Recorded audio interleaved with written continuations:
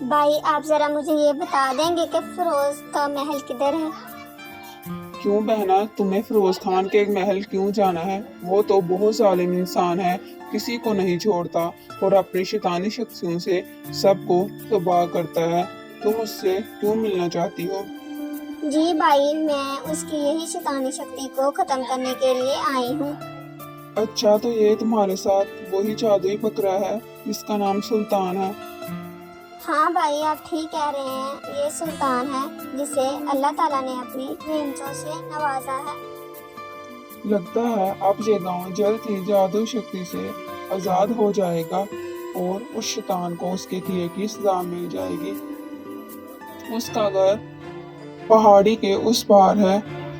فیضل بیٹا، پہاڑی تو یہاں سے بہت دور ہے، ہم کیسے جائیں گے؟ ماں، آپ ٹینشن کیوں لے رہی ہیں؟ سلطان ہے نا، یہ ہمیں لے جائے گا۔ اس کے بعد سلطان فیضل اور اس کی ماں کو لے کر محل پہنچتا ہے۔ جیسے وہ محل پہنچتے ہیں، یہ تو میری بیٹی مریم ہے، اس شیطان نے اس کا کیا حل کر دیا؟ ابھی وہ سب وہاں کھڑے تھے کہ ہنسنے کی آواز آنے لگی اور فراز وہاں آ گیا۔ تو تم لوگ یہاں آ ہی گئے، لگتا ہے تم لوگوں کو مرنے کا کچھ زیادہ ہی شوق ہے۔ تم لوگوں کو ابھی میری شکتیوں کا اندازہ نہیں۔ ہم اکیلے نہیں ہیں، ہمارے ساتھ سلطان ہے، اس کی شکتیوں کا تمہیں بھی اندازہ نہیں۔ ہاں، اللہ تعالیٰ نے سلطان کو بہت ہی عظیم شخصیوں سے نوازا ہے جس سے وہ تمہارا مقابلہ کر سکتا ہے۔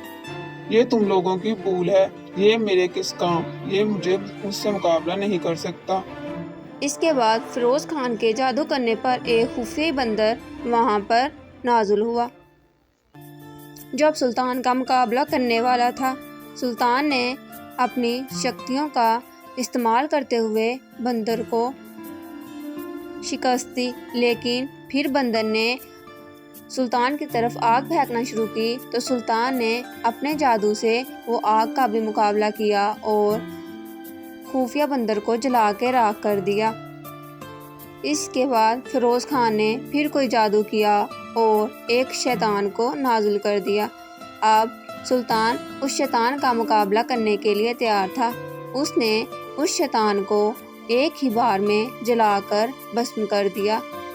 میرے پاس اللہ تعالیٰ کی نعمتیں ہیں، اللہ تعالیٰ نے مجھے عظیم شخصوں سے نوازا ہے جس سے میں تمہیں جلا کر راکھ کر دوں گا۔ اور وہ جل کر زمین پر گر گیا۔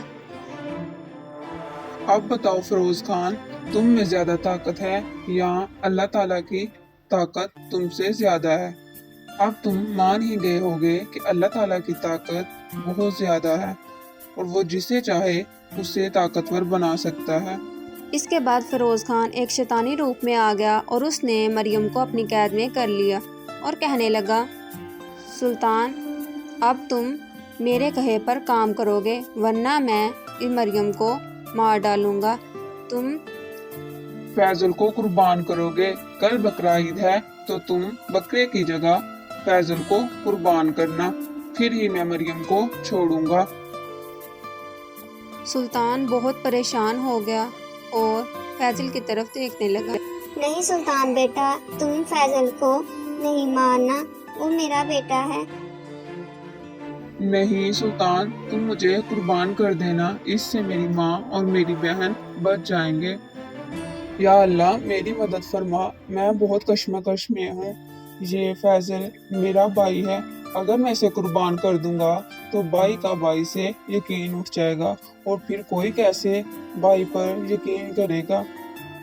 اتنے میں زوردار بجلی گرجنے لگی اور آسمان سے ایک روشنی سلطان کے پاس آئی۔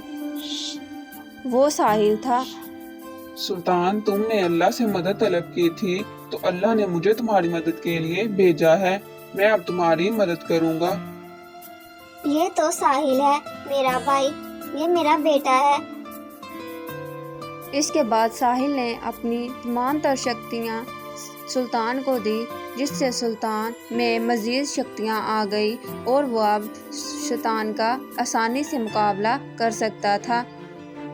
دیکھو سلطان، کوئی بھی مرتا نہیں ہے بلکہ صرف اپنا جسم چھوڑنا پڑتا ہے۔ آج اللہ نے مجھے تمہاری مدد کے لیے بھیجا ہے۔ اس کے بعد وہ واپس آسمان کی طرف چلا گیا۔ اس کے بعد سلطان نے اپنی شکتیوں کا استعمال کرتے ہوئے شیطان کو ختم کر دیا اور شیطان وہیں زمین سے غائب ہو گیا۔